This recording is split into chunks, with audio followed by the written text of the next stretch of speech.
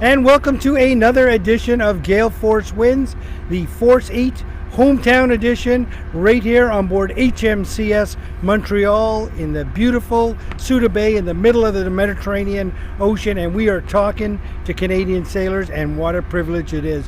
Gian, why don't you go ahead and introduce yourself? Well, my name is Barzellotti. I'm been in the military for about 20 years.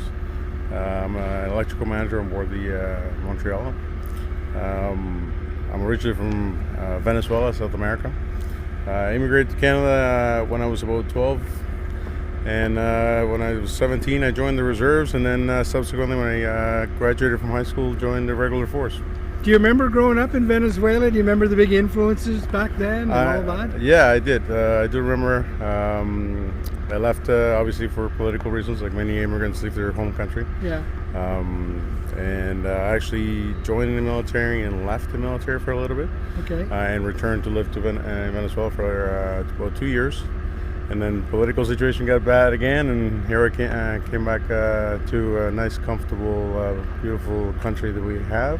Yeah. And here I am. What were your big influencers and motivators growing up, both in Venezuela and when you came to Canada? With regards to joining the military? Well, in life and... I've always, for the electrical side of the house, my old man was also an electrician. I guess it was within my blood. I always did a lot of electronics within working in high school, and I like that kind of side of the house. I'm more towards the Navy. My old man was also in the Italian Navy during the Second World War. Is that right? So, yes. Wow. Venezuela, Italian Navy? It's we could sit here for hours. Is that right? Wow. It's the fabric of our country, though. And that's the one thing, Alan, I just want to say how important immigration is. My brother-in-law is from Kenya. It's just so important to have someone like yourself make this place your home, because you know what it's like to not have a comfortable home, don't you? You are totally correct.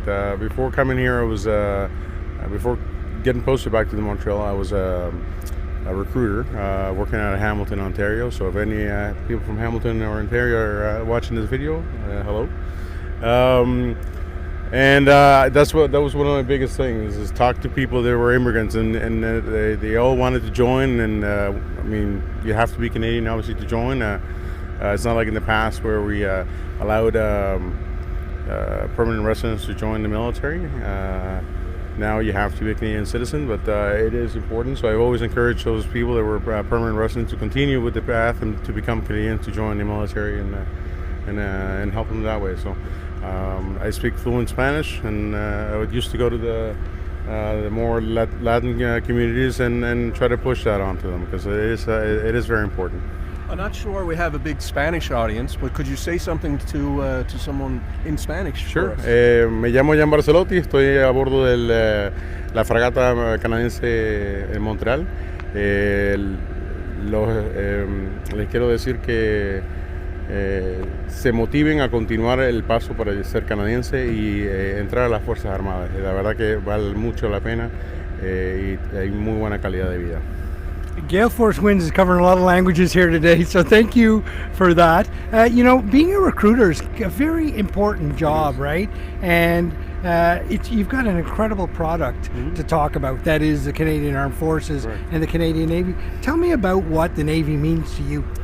To me, it's not just a job. It may sound a little corny, but it is a life. It is an adventure. The camaraderie you gain by with people on board ship and throughout the armed forces, whether they're in or they're out, like you fellas, you know, you become part of the brotherhood, sisterhood, right? So it's something that it's very dear and near to my heart, and I cherish that, and I wish that every member of the public could experience this the